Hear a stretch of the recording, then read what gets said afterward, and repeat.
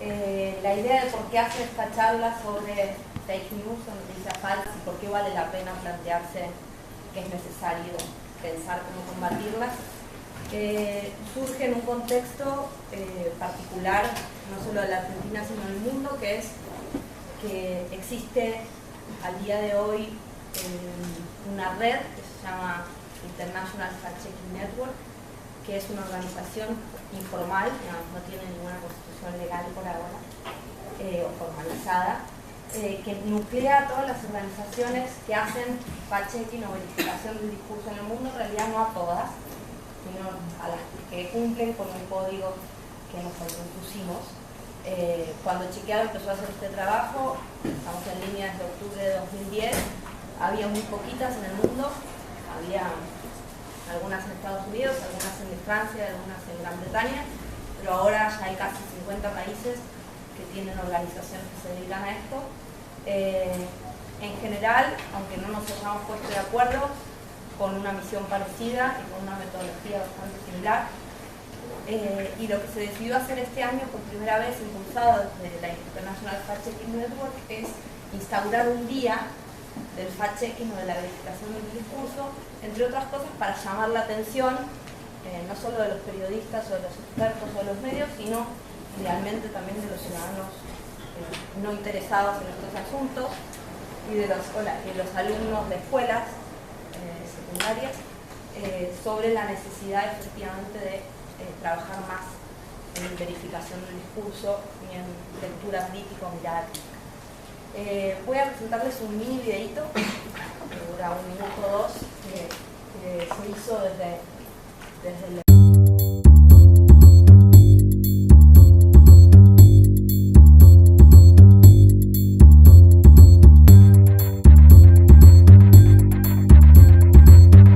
Facts matter because we need accurate, independently verified information to lead better lives and to govern ourselves in a democracy. Los hechos importan porque a partir de los hechos podemos enriquecer el debate público y la deliberación democrática. Si no, nos la pasamos hablando de las personas a partir de nuestros pareceres y con nuestros propios sesgos y prejuicios.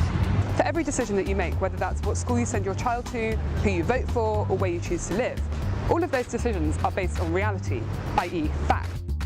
Misleading claims can lead to people making bad decisions that may even hurt them. Facts matter because without them we lose touch with reality, and it's only once we understand the world as it really is that we can actually start making it better and fairer. Os fatos são importantes porque é a partir deles que construímos a história. Os fatos de hoje são as histórias de amanhã. Eğer siz de oy vererek sizi temsil etmesini sağladığınız siyasetçilerin doğruyu söyleyip söylemediğini merak ediyorsanız bunu sizin için yapan birileri var. Le fact-checking, c'est important car il permet de responsabiliser la parole et le débat public. We are trying to enforce accountability and governance between citizens and those they elect into power. Good journalists do fact-check, but they're under unprecedented time pressures. Readers should fact-check because you don't want to get fooled and you don't want to pass bad information on to someone else. Well, democracy functions best when everyone questions what they hear and is vigilant about the truth. And that goes for the media and fact-checkers too.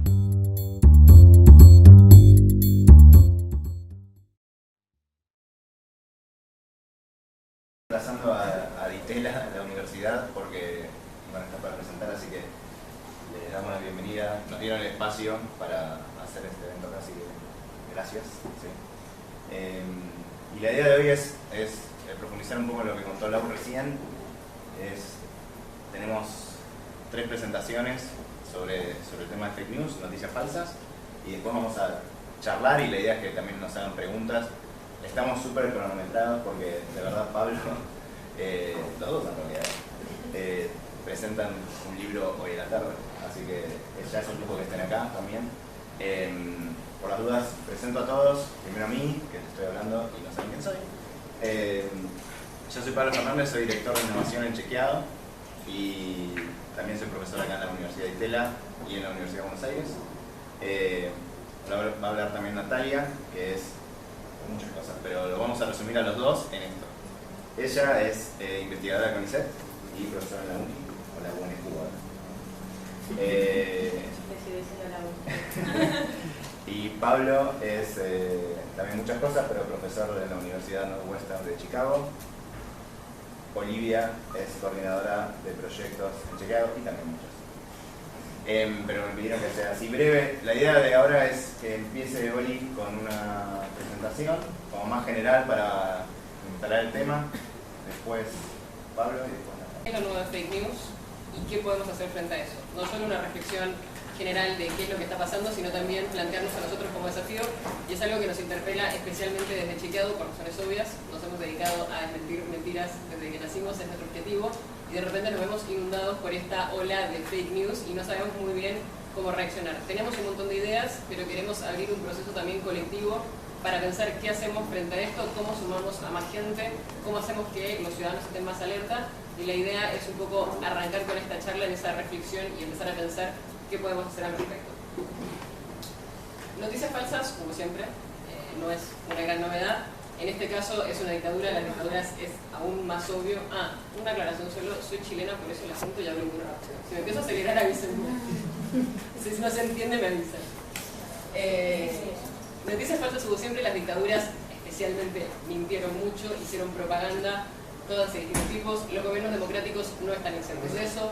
Vivimos más o menos 10 años sin estadísticas fiables del INDEC, con datos con los que casi abiertamente nos mentían permanentemente, con lo cual no es que sea un fenómeno nuevo que de pronto haya noticias falsas.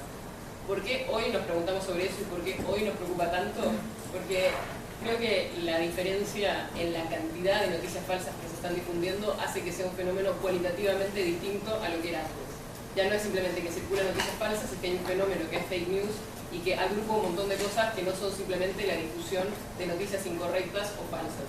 Estos gráficos a mí me llamaron mucho la atención. Un análisis que hizo BuzzFeed mostró el engagement que tenían las notas en Facebook, las que eran de medios tradicionales y posiblemente verdaderas, y las que eran claramente fake news, y las notas de fake news tuvieron más engagement medido como comentarios y republicaciones de ese post en otras páginas, en otros muros de Facebook, y sobre todo acercándose hacia el final de la elección sobrepasó a las noticias tradicionales. Lo cual me parece es extremadamente preocupante ver que se están difundiendo más las falsas noticias que las noticias verdaderas. Y cuando mirás los títulos de las 5 noticias que más se difundieron, es casi más terrible. Una es que el Papa Francisco apoyó a Donald Trump en la elección, la otra es que Hillary Clinton le vendió armas a ISIS. Digo, son como de un nivel de bestialidad y de que cualquier persona que se sienta a pensarlo un rato diría no puede ser, no me cierra la historia, y sin embargo circula, se repande y se difunde muchísimo más incluso que las noticias reales. Hay una parte muy buena de lo que se logró gracias a internet, a las redes sociales y a los nuevos medios, que es logramos horizontalizar la comunicación. Logramos que los grandes medios no sean necesariamente los únicos que puedan marcar agenda, que un montón de temas que antes quedaban fuera porque a los medios no les interesaba, porque no había suficiente espacio en el blanco del diario, por lo que fuese, quedaban fuera y no se difundían, hoy puedan tener acceso a eso. El problema es, ¿y ahora quién controla todo lo que se publica? Y ahí hay un problema enorme con el que nos estamos enfrentando, porque no queremos que nadie nos controle, no queremos que nadie nos diga qué se puede publicar y qué no se puede publicar, no queremos una autoridad que tenga capacidad de decidir, porque sería un problema enorme para la libertad de expresión. Ahora, ¿qué hacemos con todas las falsas noticias y cómo hacemos que eso no circule si no hay nadie que efectivamente arbitre y diga qué es verdad, qué no es verdad, qué se puede publicar y qué no, y si ya no hay referentes en el mundo mediático que sean tan fuertes? ¿Quién empieza el fake news? Y porque me dice, ¿qué gente puede ser tan malvada para estar difundiendo estas cosas? Acá hay 3 posibles iniciadores de falsas noticias, están lejos de ser todos y seguro hay muchos que se entrecruzan. Uno es gente que quiere ganar plata, y ahí en el mapa tienen el pueblo de Valés en Macedonia. Se hizo famoso por la cantidad de adolescentes que empezaron a publicar noticias falsas apoyando a Trump y en contra de Hillary Clinton, y empezaron a ganar plata con eso. Se hizo tan famoso que el pueblo, bajo el comunismo, se llamaba Tito Valés y ahora le dicen Trump Valés. Como que se hizo famoso justamente por esto, tan lejos de ser los únicos, y hay muchos más probablemente en Estados Unidos que en Macedonia.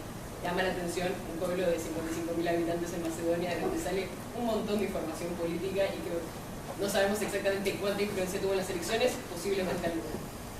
Gente que tiene un objetivo partidario, ese es uno de los sitios que están identificadísimos como sitios de fake news en Estados Unidos, se llama Infowars, diciendo que hubo 3 millones de inmigrantes ilegales que pudieron votar en las elecciones presidenciales. Todos los medios con alguna reputación y alguna seriedad lo desmintieron, dijeron que no era así. Así todo, la noticia quedó. Y son sitios que se dedican exclusivamente casi a publicar información que es falsa. Y después hay gente mal informada. Y eso lo hubo siempre y supongo que siempre lo habrá. Es un tweet de un chico que el caso lo analizó el New York Times en detalle. Una persona que iba caminando, vio unos buses el día que había una protesta en Austin y dijo: acá están los buses, todos los manifestantes están organizados, no hay nada espontáneo en estas manifestaciones. Y sacó la foto de los buses. Él relacionó que los buses al lado de una gran protesta en contra de Trump era evidencia de que estaban movilizados por alguien y que había plata detrás de eso.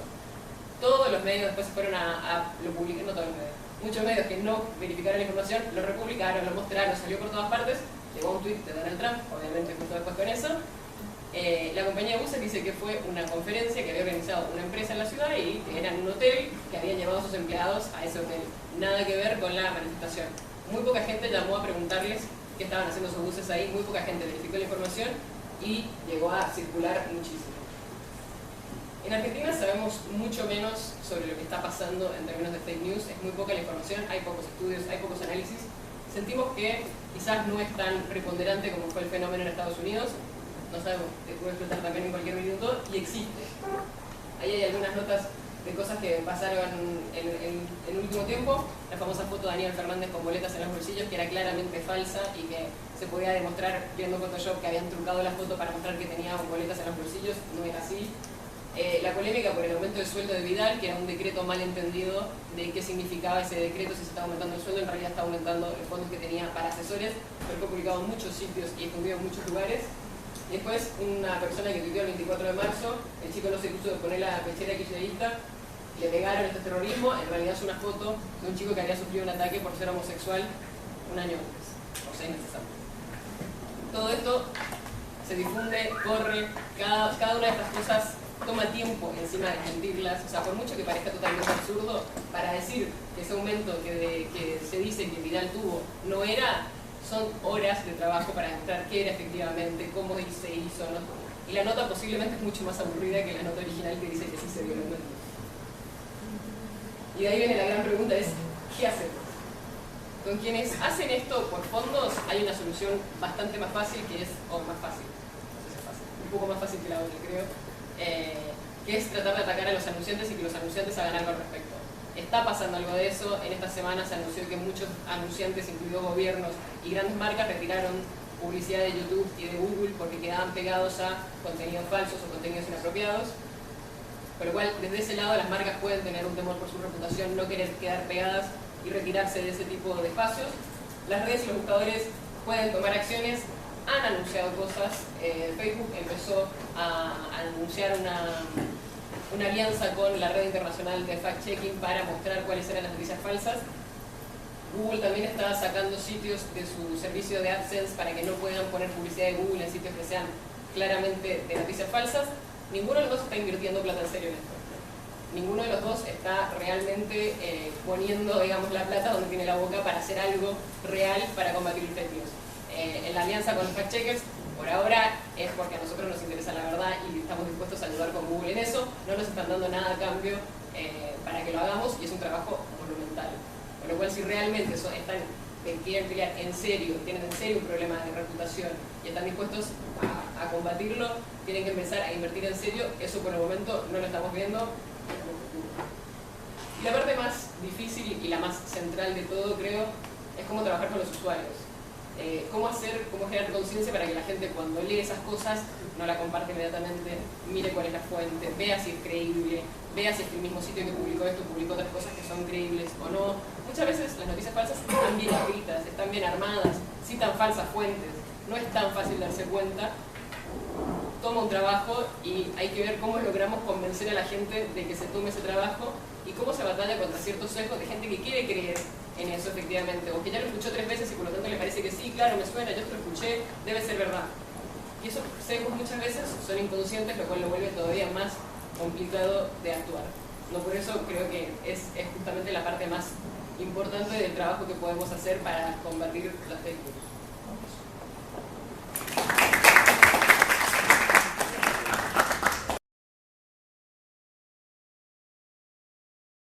Gracias a todos por venir y sobre todo a Laura, a Pablo, a Olivia, los amigos chequeados por invitarme. Es realmente un placer estar acá. Les pido disculpas que a las 4:30 me tengo que ir, pero estoy en 72 horas laborales esta semana con ustedes, estoy también de acá para allá. Olivia ya cubrió buena parte de las cosas que yo quería decir de contexto, así que voy a ir rápido al principio y me voy a centrar en un par de cosas. Esta es la nota de un sitio muy importante que se llama WTOE5, que no existe, ¿sí?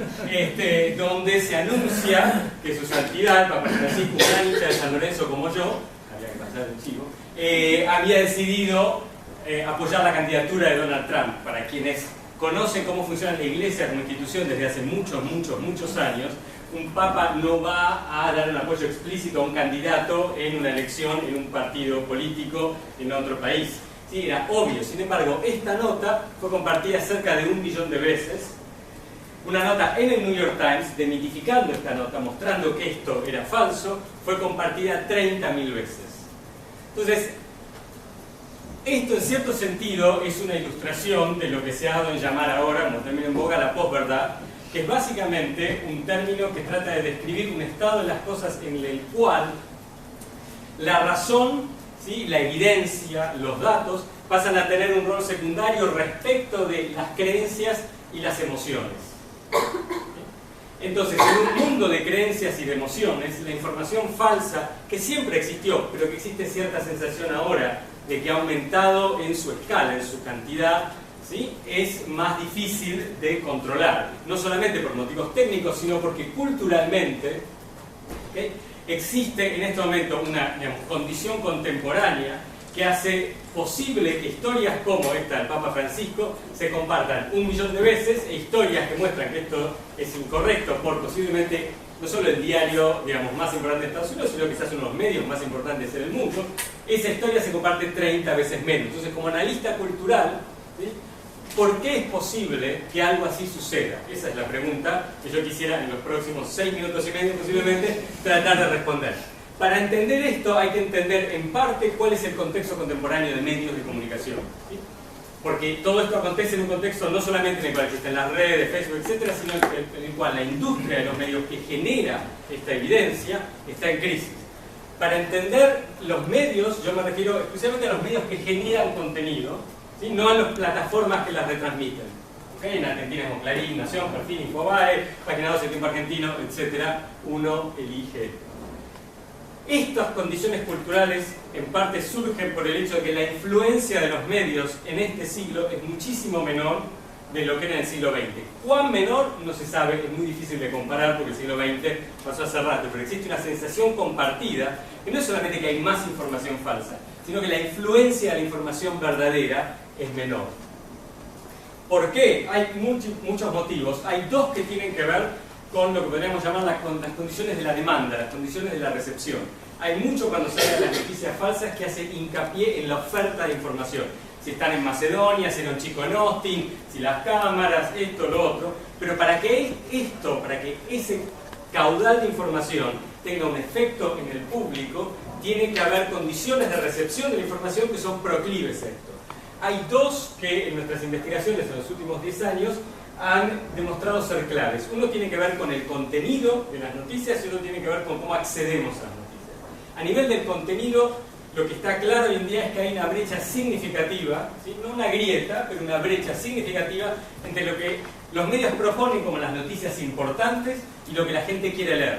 Los medios proponen mucho más información que deberíamos saber para ser ciudadanos informados según la teoría democrática liberal, notas de política, internacionales, economía, etc. Y nosotros queremos saber mucho más, en especial de San Lorenzo, y si no saben mucho de San Lorenzo, les recomiendo que lo sigan puntualmente. Cosas de cine, tiempo, etc. Entonces, eso genera, ¿sí?, una tensión dentro de los medios de comunicación y un escenario proclive, porque ven que lo que publican no es necesariamente lo que a la gente le interesa, y un escenario proclive para la gente para check out, ¿sí?, de lo que proponen los medios. El segundo motivo tiene que ver con cómo se accede a la información.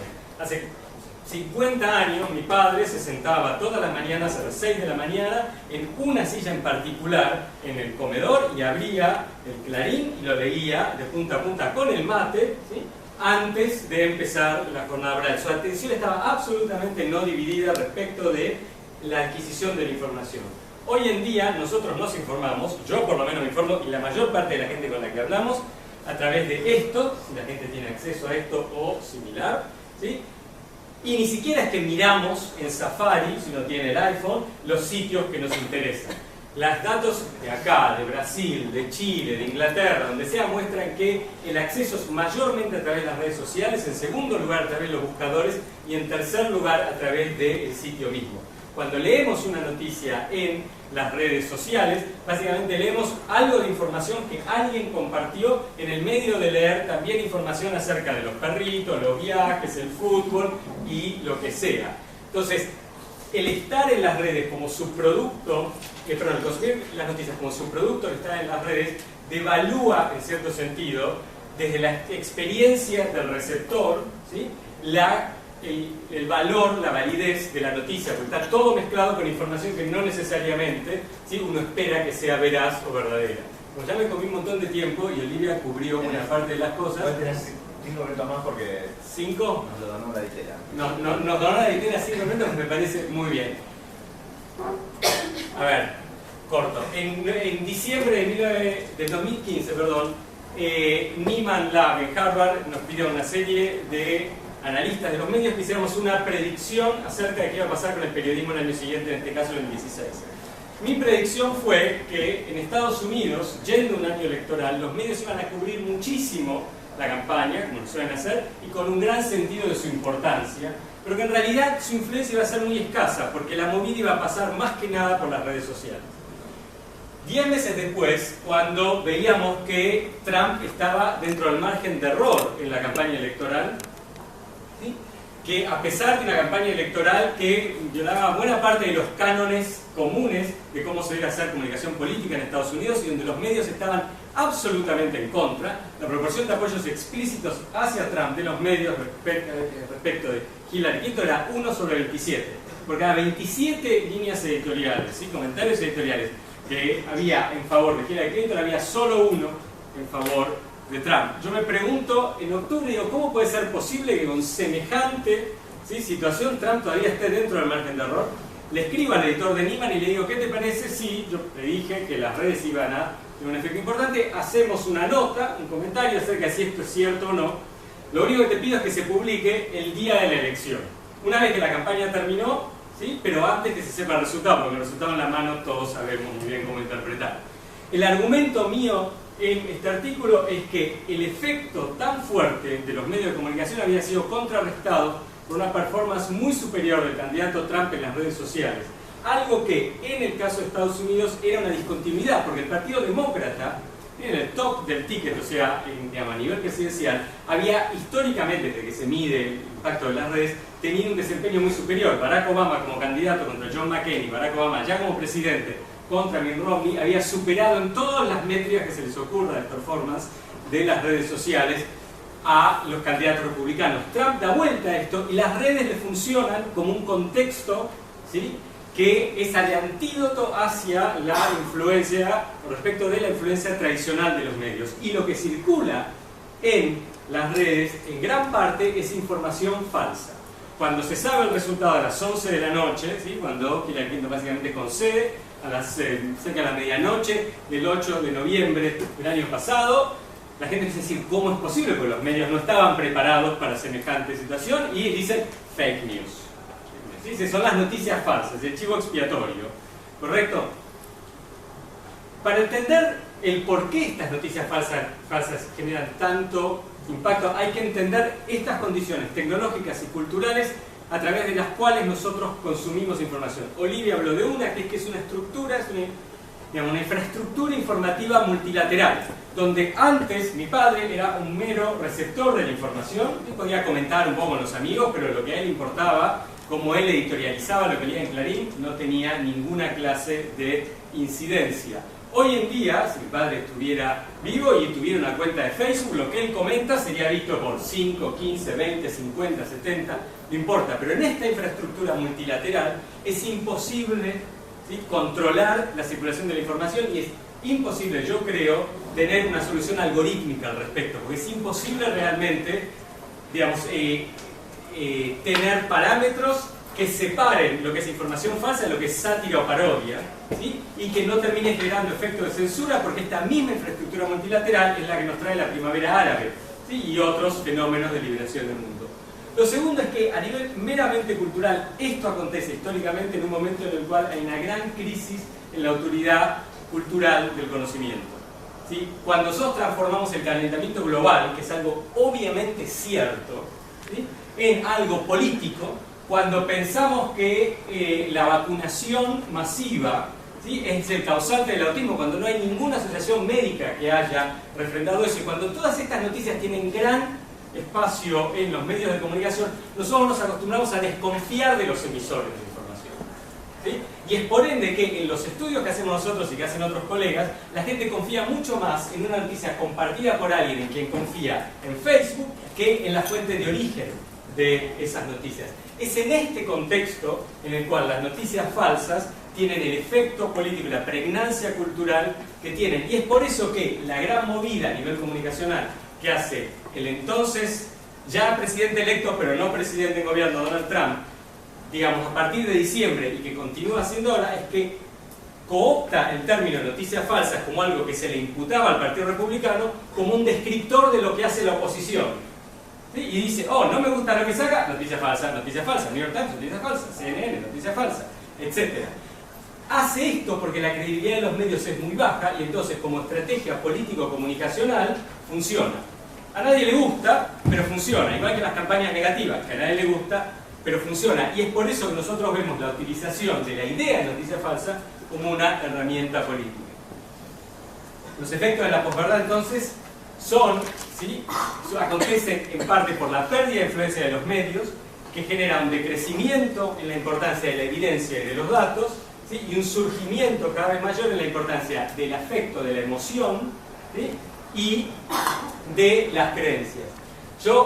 ¿Qué hacer frente a esto? Dado que empezamos con Su Santidad, podemos terminar con Su Santidad, que aclaró apenas se supo que había una noticia falsa diciendo que él había apoyado la candidatura de Donald Trump. Él dijo que no, y por supuesto que no, y que su consejo era muy sencillo: estudiar las propuestas, rezar para los que son creyentes y elegir a conciencia. Gracias. El espacio para compartir con ustedes algo que está no iniciándose, pero a mitad de camino, de una serie de trabajos que estamos haciendo con Ernesto Calvo, y discutiendo sobre este evento nos pareció interesante poder mostrar algunos de esos hallazgos y tratar de dar una explicación a por qué hablar de las fake news. Estas dos fotos forman parte de un experimento. La mayoría de las cosas que voy a decir, Pablo ya las sabe, entonces es mejor que mi vida. Pero bueno, lo que...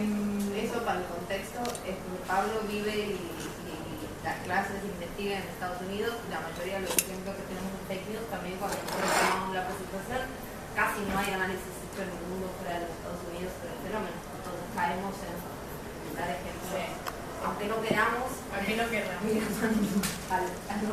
Bueno, estas son dos fotos de dos tomas de posesión presidencial. Una es de Obama, otra es de Trump. ¿Cuál creen ustedes que es la de Obama? A ver, levante la mano quien cree que la asunción de Obama es la de la derecha. ¿Quién cree que la asunción de Obama es la de la izquierda? Schaffner hizo este experimento. Hizo allí dos preguntas. Su propia pregunta de investigación era cuán posible era que alguien, mirando la evidencia empírica, lo mismo diera una respuesta falsa, ¿no?, teniendo la evidencia fotográfica frente a sus ojos. Para eso hizo dos preguntas a una muestra de casi 1.400 personas. La primera era cuál de ambas inauguraciones era de Obama y cuál de Trump. Del lado de los republicanos, el 41% de los encuestados dio una respuesta falsa, ¿sí? Del lado de los demócratas, solo el 8% dio una respuesta falsa. Ahora bien, el kit de la cuestión aquí está en la segunda pregunta, que tiene que ver con qué foto tiene la mayor cantidad de gente. Y en ese caso, el 15% de los votantes de Trump dijo que la mayor cantidad de gente estaba en esta foto, que es la de la derecha. Entonces, la pregunta de Schaffner respecto de, teniendo la evidencia fotográfica enfrente, si aún así es posible que mis creencias previas me lleven a dar una respuesta falsa, la respuesta era que sí. Olivia habló del caso de Rick Tucker. Yo, digamos, ella dijo bastante de lo que yo ya no necesito decir, pero quiero remarcar algo que dijo Olivia, lo dijo más al pasar y yo quiero hacer hincapié en eso porque tiene que ver con las diapositivas que siguen, que es el hecho de que el Beibrecht haya levantado la noticia y que luego la haya comentado Trump. Y esto tiene que ver con algo que voy a mencionar después sobre las jerarquías mediáticas que hay en las redes sociales, ¿no? Las redes sociales no es un espacio, no son entidades donde la información fluye, donde todos nos comunicamos con otros. Y por otra parte, pensar ¿por qué el posteo de Tucker tuvo tanta resonancia cuando fue falso y sin embargo cuando se retractó solamente tuvo 4 retweets y 7 likes? Por un lado, no porque él sea malicioso y haya pergeñado esta noticia falsa, sino porque lo que hizo al unir los puntos fue confirmar, no solo él, sino el resto de su comunidad, fue confirmar el prejuicio del chori y la coca, ¿no? Digamos, él necesitaba, no lo digo auditivamente, ¿no? Pero la necesidad era esto de tener información que confirmara que esos autobuses estaban allí por el chori. Junto con eso, la otra cuestión que quiero mencionar es que la información afectiva, digamos, los componentes afectivos en el momento de interactuar con la información son fundamentales, ¿no? Y es fundamental que en ese punto la verosimilitud que una noticia puede tener para darle la explicación de por qué los elementos que observamos se comportan de esa manera.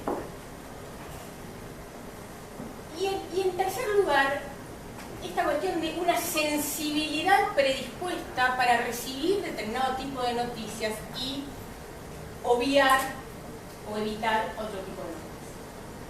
Entonces, en ese punto, las teorías conspirativas que uno arma en mayor o menor nivel están íntimamente relacionadas con la disonancia cognitiva sobre la que voy a volver.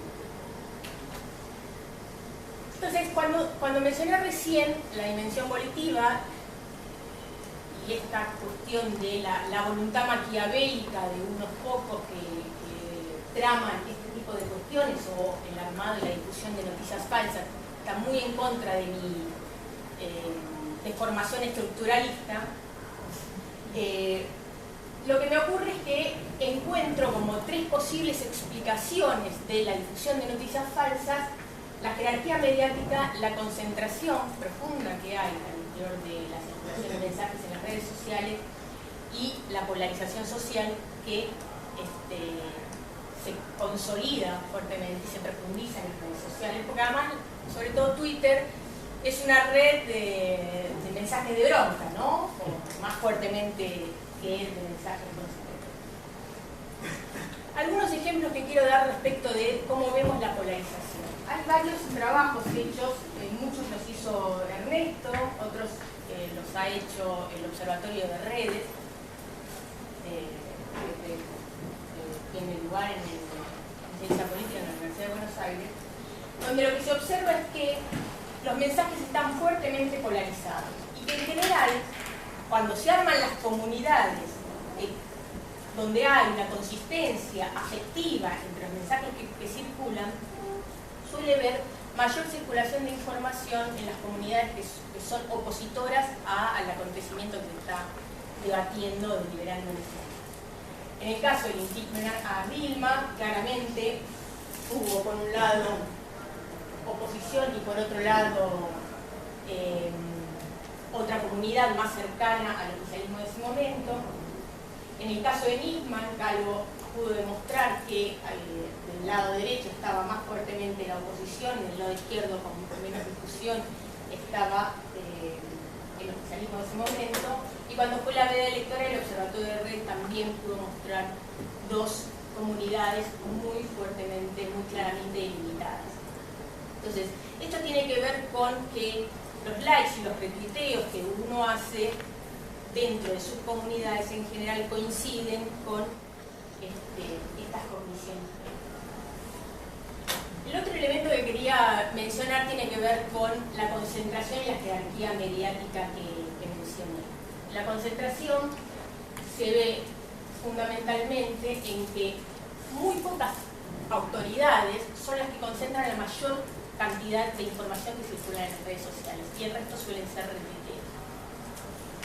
Nosotros iniciamos el año pasado un trabajo sobre lo que fue el caso del tarifazo, de 53.000 cuentas que tomamos como las que mayor actividad habían tenido y un total de, no un total, digamos, dentro de la muestra que recortamos del total que hubo, 370.000 tweets que circulaban alrededor del tarifazo una semana previa y una semana posterior al ruidazo. Lo que vimos fue que, como elemento demostrativo de esta concentración que se da en las redes, el 5% de las cuentas concentraba el 45% de la difusión de información que había. El resto eran retuiteos. Y en esos retuiteos, esta jerarquía que tenían determinadas autoridades también era solidaria con la conformación de las comunidades, ¿no? Porque esas autoridades generaban retuiteos. La otra, generaban retuiteos dentro de aquellos que confían en alguien que ya tiene poder social y político previo a entrar a las redes, y que en las redes lo consolida. Es allí donde quiero desmitificar la idea del flujo de información alocada, ¿no? Está muy ordenadito el flujo de información alocada, o muy prolijamente desordenado. La cuestión de la jerarquía mediática me interesa en dos sentidos. Por un lado, la jerarquía mediática en términos de cuán jerárquicas son estas entidades, ¿no? Y por otro lado, también a mí me interesa poner en discusión la idea de que las redes circulan por un lado y de que los medios tradicionales circulan por otro, o poner en discusión la idea de que circulan agendas alternativas. Yo intento despegarme de las premisas efectistas, ¿no? Digamos, las premisas de efectos mediáticos homogéneos, generalizados, unidireccionales, pese a que se supone que estudio eso y debería reivindicarlo, pero intento ponerlo en cuestión, pero tampoco quiero pecar de la ingenuidad de que las redes circulan con una agenda que se forjan entre ellos. En ese punto quiero comentar dos pequeñas cosas que hallamos en este trabajo que vimos. Una cuestión previa es que más del 70% de los mensajes que circulaban alrededor del caso del tarifazo tuvieron algún link embebido en sus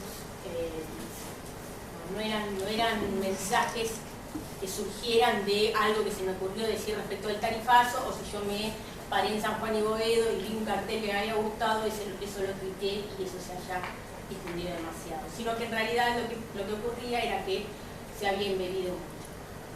Si ustedes se fijan, no sé si se llega a ver bien, pero este es un recorte, un recorte que hicimos respecto de las redes, el azul claramente es la comunidad de la oposición y la amarilla es la comunidad más cercana al actual gobierno.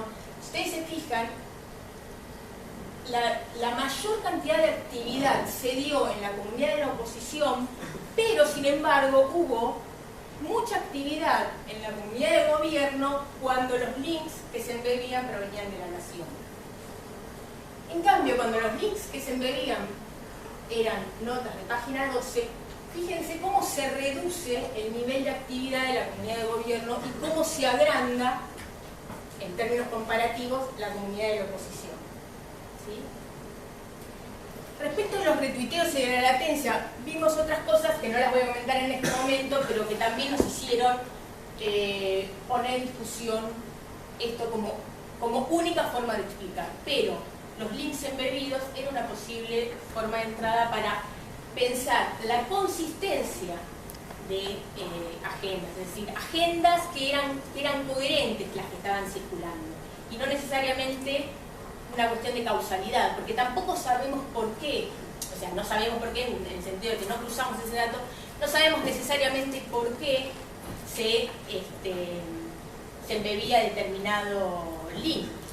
Yo hace muy poco, yo no soy autoridad en Facebook ni Twitter, no quiero ser, pero hace muy poco posteé la nota de los 2 cuadernos de ventaja del alumno Rubio frente al alumno Morocho, y eso en mi muro, que claramente mis amigos no están a favor de esa noticia, sin embargo fue compartida 68 veces.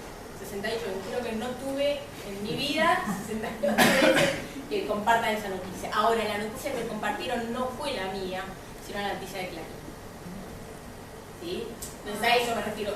Es muy poco probable que si yo no hubiera embebido algún link a un medio tradicional, o por lo menos a algún sitio que tenga cierto conocimiento y cierta institucionalidad, más allá de la legitimidad que empiecen a tener o el descreimiento que haya en los medios, alguna institucionalidad, es poco probable que se haya compartido 68 veces solo por el hecho de estar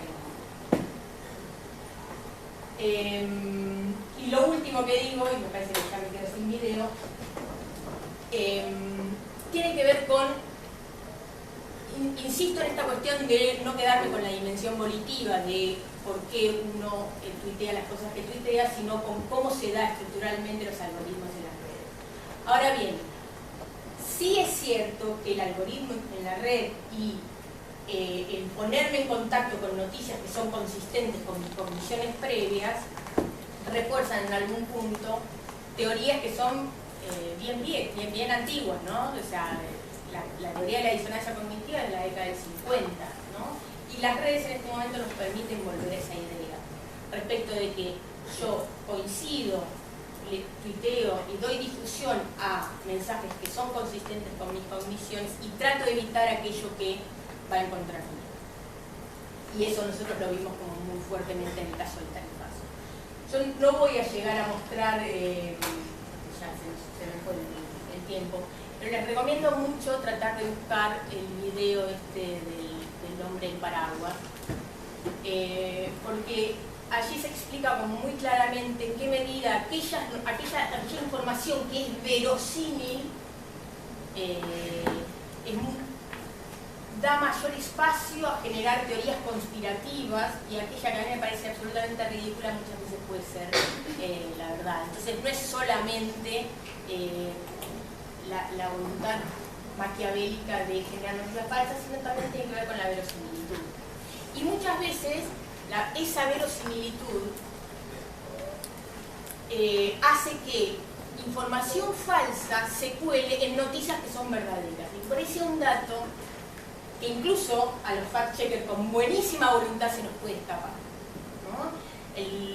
Esto último, digo, el caso Micaela, algunos de ustedes lo deben recordar, a mí me tocó por otros motivos analizar la cobertura que hizo Telefe de esa noticia. ¿Y qué ocurría? A Micaela la habían secuestrado y matado.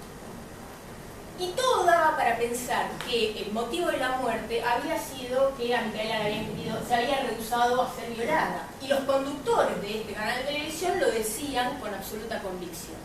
Y eso fue lo que quedó. Ahora, cuando fuimos a rastrear esa información, pudimos ver que los peritos mostraban que no había ninguna información respecto de que hubiera sido abusada, ¿no? Y eso pasó, y eso fue 3 segundos en el marco de una noticia que pasa, ¿no? Y donde es poco probable que esa partecita que se usa para dar una explicación, o sea, tiene que ver con cómo yo me explico los comportamientos observados. Esa explicación pasa y nadie se da cuenta. O, bueno, muy pocos se dan cuenta. Gracias.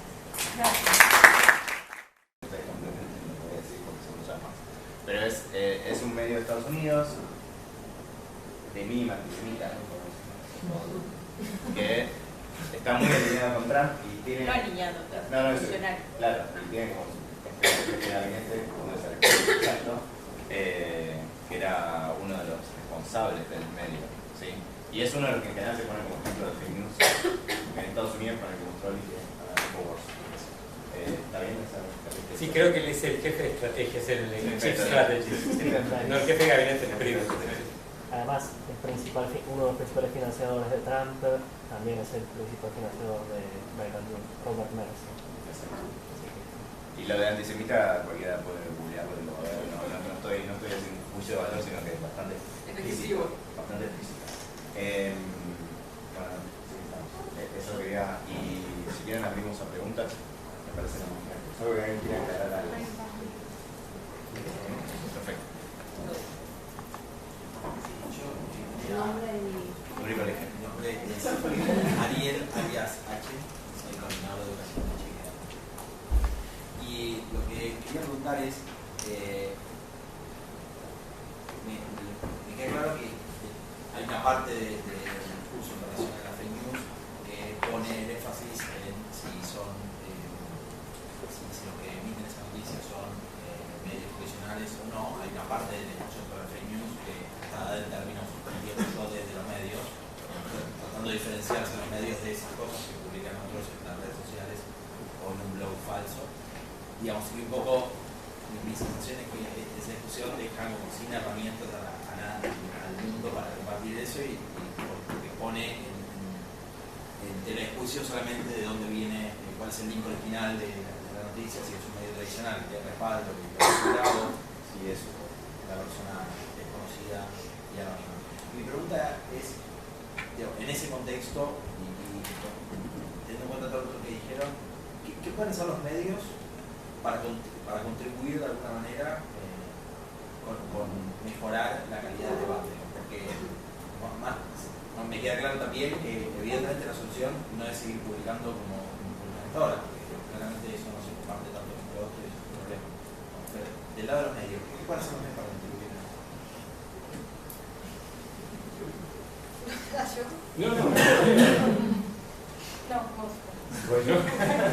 No, supongo que hay distintas cosas que los medios pueden hacer, es una muy buena pregunta.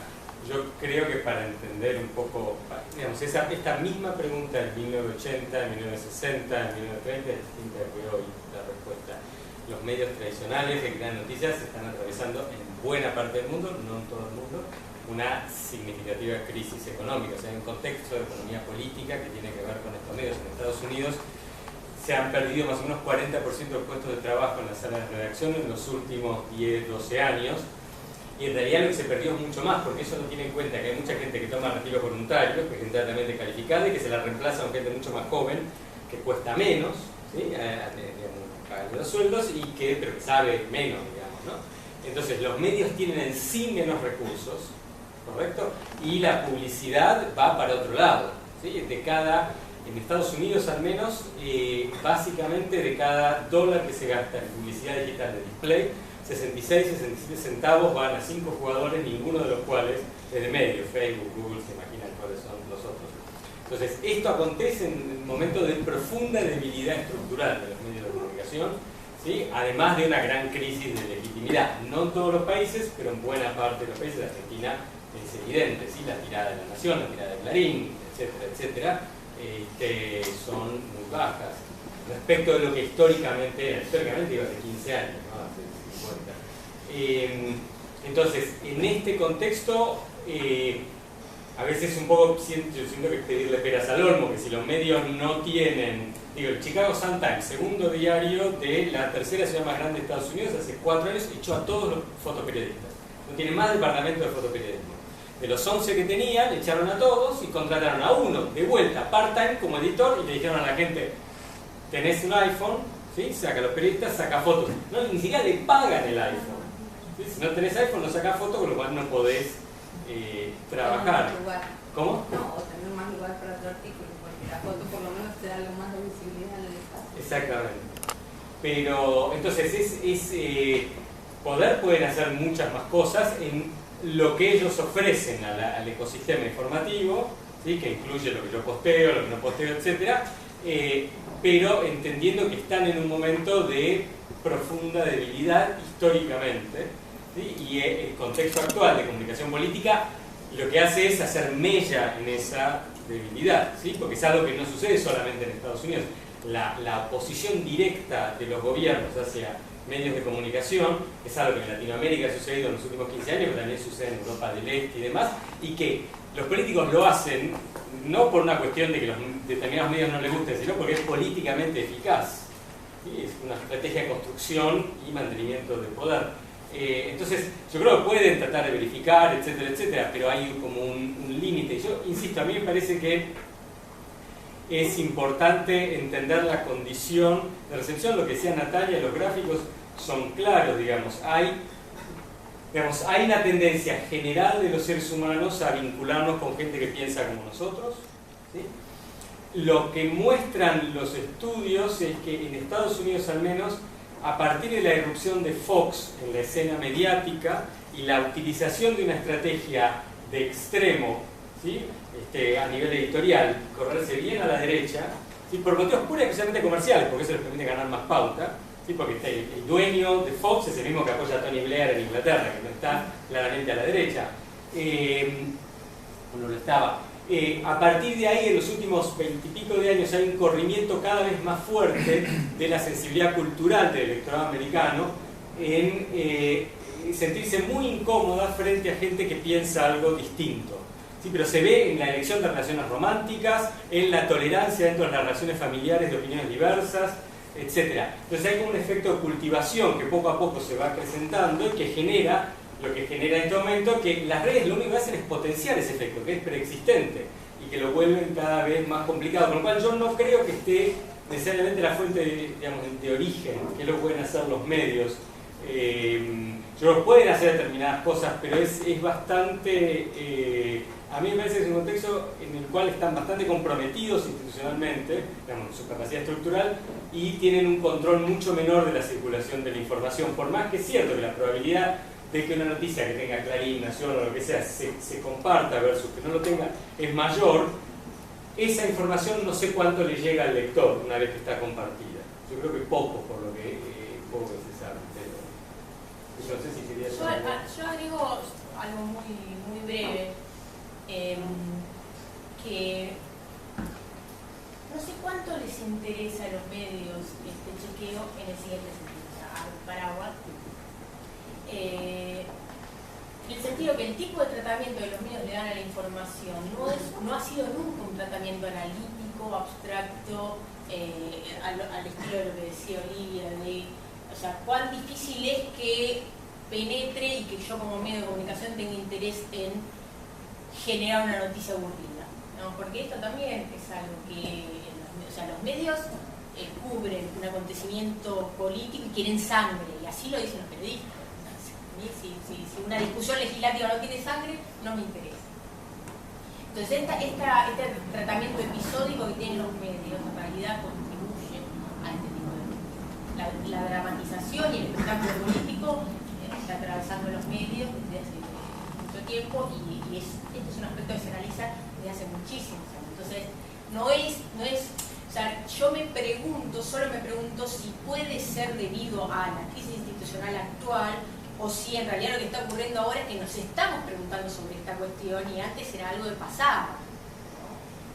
Pero eso, creo que no hay intenciones de darle otra temporalidad a los medios.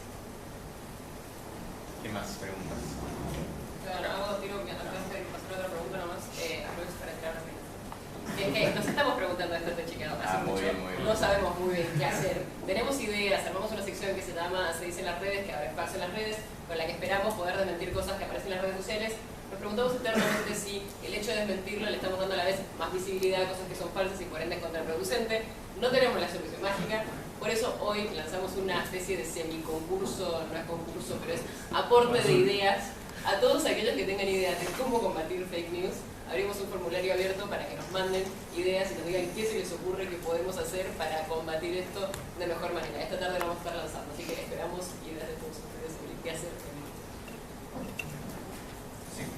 Sí, no sé si es una pregunta, pero bueno, es una reflexión. Mi sensación es que las organizaciones de fake news, las que difunden más contenido falso, tengan una capacidad mucho mayor de llegar a la gente que no consume habitualmente medios, comparado con los medios tradicionales. Digo, la noticia del New York Times o el Washington Post que demistifica una noticia falsa, tal vez la lee más alguien que habitualmente consume ese medio, lee ese medio. En cambio, la de Breitbart News tal vez llega más a gente que habitualmente. Entonces, tal vez el desafío para los medios tradicionales es ese, ¿no? Tal vez de llegar más o buscar más, llegar a la gente que no consume noticias habitualmente. No sé si... Agregando a este comentario, y era razón de mi mano levantada, que no es que no veo el vaso medio vacío, pero trato de ver la parte del vaso medio lleno.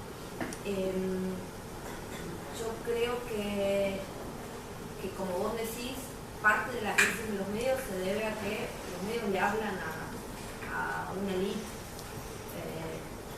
reducida, y no digo que las redes sociales lleguen al universo total, y tampoco estoy hablando de la horizontalidad plena ni la democratización plena gracias a la tecnología, pero seguro le llegan o tienen capacidad de informarse vía estas nuevas tecnologías, metodologías que les pasan haciendo autocrítica de los medios y de los periodistas. Sumo a lo que dice Natalia respecto de que la dramatización y el tiene sangre no, eso pasa todos los días, o eso es una buena noticia, no le interesa a nadie, pero lo que nosotros en Wikipedia confirmamos cada vez cuando medimos que los falsos se consumen más que los verdaderos, ¿no? Y si nosotros fuéramos probablemente una organización con fines de lucro, necesitaríamos publicar más de eso, ¿no? No sé si moriríamos, pero estaríamos en problemas, y solo no lo hacemos porque vivimos de otra cosa y no de los clics. Creo que haciendo autocrítica, los medios, por más de que buscan la dramatización o reconocen la dramatización, la manera en la que presentan la información es una información que dejó de ser un registro interesante para millones de personas. O sea, cuando vos decís la fake news, además de agarrar un verosímil, tienen algo más visceral, algo más emocional, en la historia de los medios serios, eso, si se hacía vergonzante. O sea, a vos un periodista en off, en confianza, te dice: y la verdad no cubrí el tratamiento legislativo de la ley tal porque no tenía cómo vendérselo a mi editor. Pero públicamente en una conferencia no lo diría, porque se esperaba que los medios nos ocupáramos de las cosas serias. Entonces generamos primero la brecha que dice Pablo de la agenda, porque seguimos presentándole al público lo que debería saber para ser un ciudadano bueno, y el ciudadano le importan otras cosas. Pero además los formatos que usan los medios, donde nos incluye a nosotros como Chiqueo, que hacemos el esfuerzo de no hacerlo, pero nos chocábamos la misma piedra todo el tiempo, también le dejamos como al lado de la fake news o del mal o de la mala información todas las herramientas que se mostraron más efectivas que las estamos usando. Entonces, si está probado en todos los estudios que se vienen haciendo que la gente consume más de aquello otro, ¿qué nos hace o qué le hace a la industria de los medios imposible explorar estas otras maneras de comunicar o transmitir el contenido serio? ¿Por qué no podemos cruzar esa brecha? Eso nos arruina la marca, eso nos deslegitima, eso nos hace vulgares, o es que escribimos para la misma crítica que se le hace a los académicos, escriben para los académicos, o o a los jueces escriben para los jueces, ocurre lo mismo con los periodistas escribimos para los periodistas, escribimos para Asterix y decimos que nos importa la gente, pero en realidad nos importa bastante menos la gente. Entonces creo que o nos cacheteamos y cambiamos, o estamos dejando como del lado de la información falsa, los fake news o la mala información, casi todas las herramientas eficaces. No, sí, eso, uno de los dos comentarios en una de las preguntas del AU de esto de si creen que parte de este problema tiene que ver con que los medios serios, que igual a veces publican cosas que no son serias, tienen que cambiar su manera de publicar o su discurso y hacerse un poco más. Yo en realidad, retomando los últimos tres y después voy a lo tuyo, quería contar, para sacar un poco el debate político de Macedonia y todo eso, lo que dice Natalia es absolutamente cierto. La industria de los medios es una industria que siempre ha sido altamente concentrada en la atención de la gente. Los medios digitales es la parte de la industria más concentrada. Hay un buscador, una red social, un bazar, un negocio de artículos usados, una enciclopedia, ¿sí? Pero al mismo tiempo es una, y yo insisto, es una estructura informativa, una infraestructura informativa con altos niveles de vulnerabilidad que la infraestructura informativa de los medios tradicionales no tenía. En el 2009, este señor, un gran compositor de música de cine, para aquellos que les gusta el cine clásico, Dr. Zhivago, ¿no? Cuando Omar Sharif tuvo su momento de gloria, la recomiendo, dura mucho la película, 3 horas, pero la recomiendo mucho. Este señor hizo la música, Maurice Jarre, ganó un Oscar, por eso creo, la gente checado acá lo va a tener que auditar, pero no me acuerdo si fue Omar Sharif o Maurice Jarre que ganó el Oscar. Este señor muere una tarde de marzo, creo que del 2009-2008.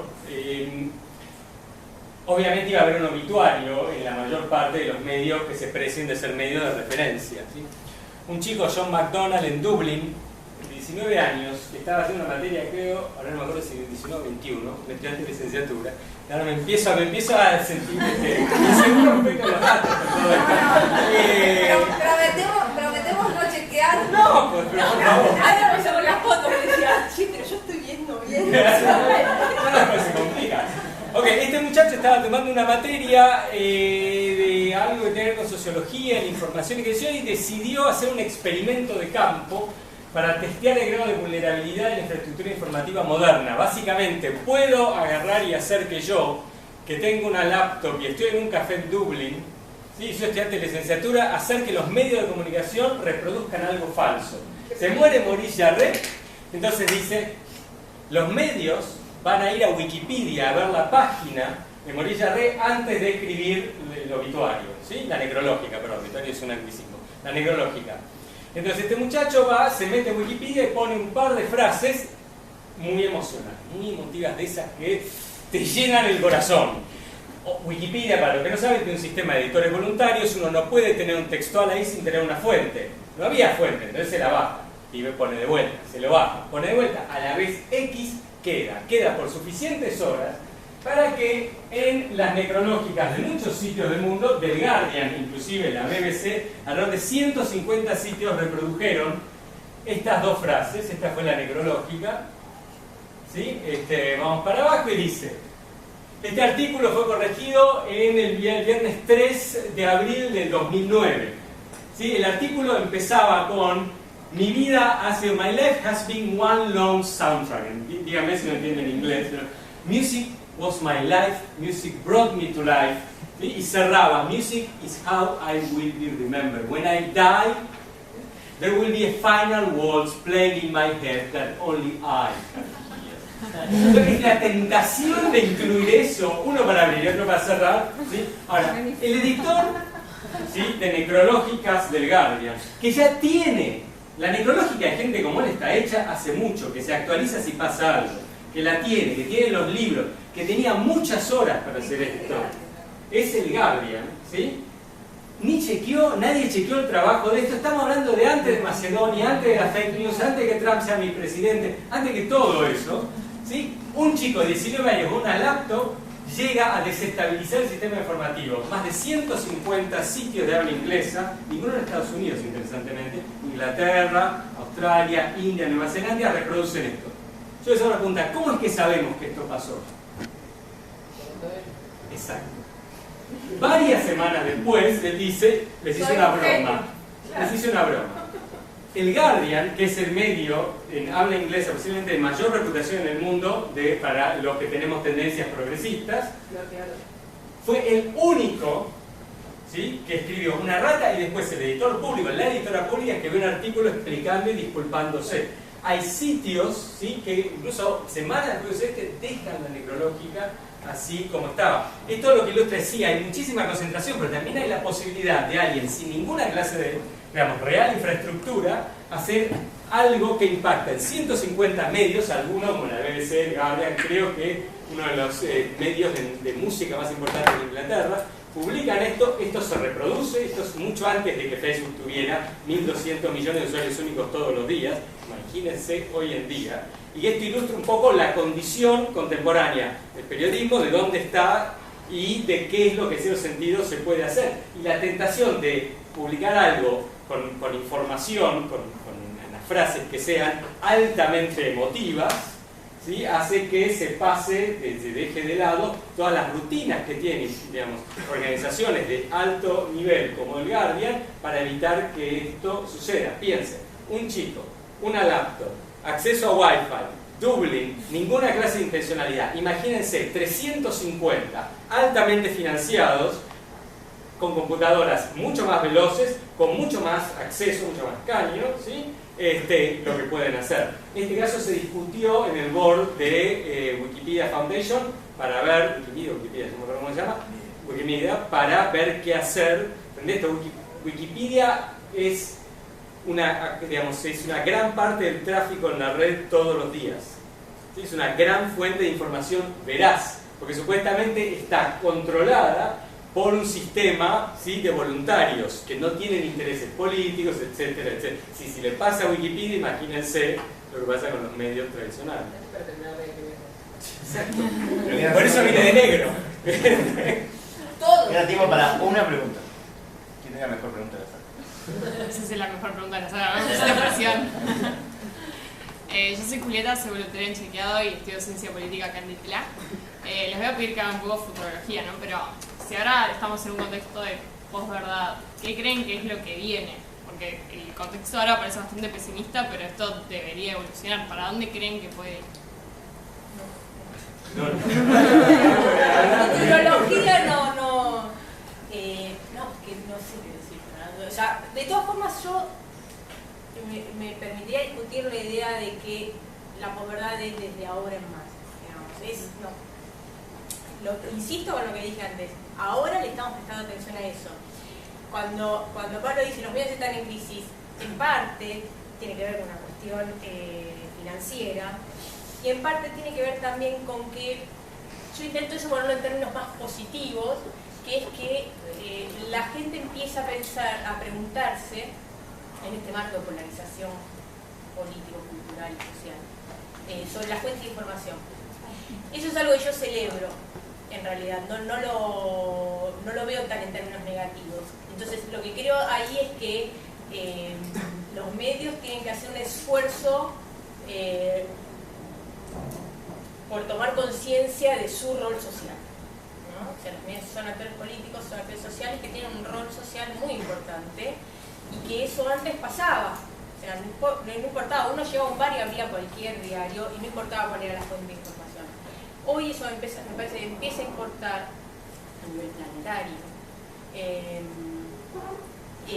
No estoy hablando solamente, o sea, lo que no quiero tampoco es cerrarme en la polarización argentina y hacer fuego a la brecha, o sea, lejos de mí. Eso me parece una cosa penosa en términos de achicar la discusión a eso.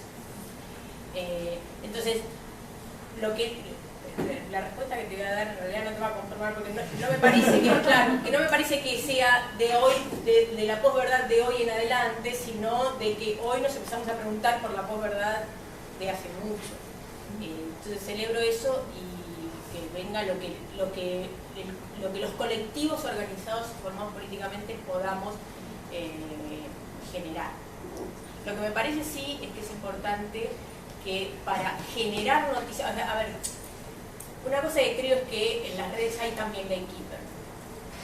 No creo en la idea de que somos todos un colectivo de gay watching, que todos producimos información con libertad y de manera y con aportes democráticos. Hay gatekeepers muy claros. Los medios son autoridades dentro de la circulación de los mensajes de las redes, de la misma forma que son autoridades otros actores. Entonces, en ese punto me parece que la única forma de los actores sociales o de los actores sociales colectivos de poder imponer o proponer sus agendas en esa disputa simbólica, me parece que tiene que ver con formarse colectivamente y conformarse políticamente. Ni una menos, es un colectivo que se forma políticamente. Ni una menos, podríamos poner muchísimos ejemplos. Me parece que ese tiene que ser la apuesta. No qué va a pasar, no lo puedo saber, y tampoco me interesa hacer futurología en ese punto. Me parece que la apuesta debe ser la formación colectiva para disputar agendas. Sí, no, me parece, yo estoy de acuerdo con lo que dice Natalia. Creo sí que, o sea, me parece que la solución pasa por la generación de estrategias de parte de la ciudadanía. Yo no le pondría muchas fichas a los emisores de información necesariamente, sino por parte de la ciudadanía, estrategias de decodificación, ¿sí? Y de refutación. Pero hasta que eso suceda, ¿sí? Porque hay toda una parte que no hemos hablado que tiene que ver con la lógica del algoritmo y la economía política de las redes sociales y los intereses que tienen las redes sociales y los buscadores que los llevan a generar determinadas tendencias dentro de sus herramientas que en parte contribuyen a la concentración de ciertos gatekeepers en las redes, de que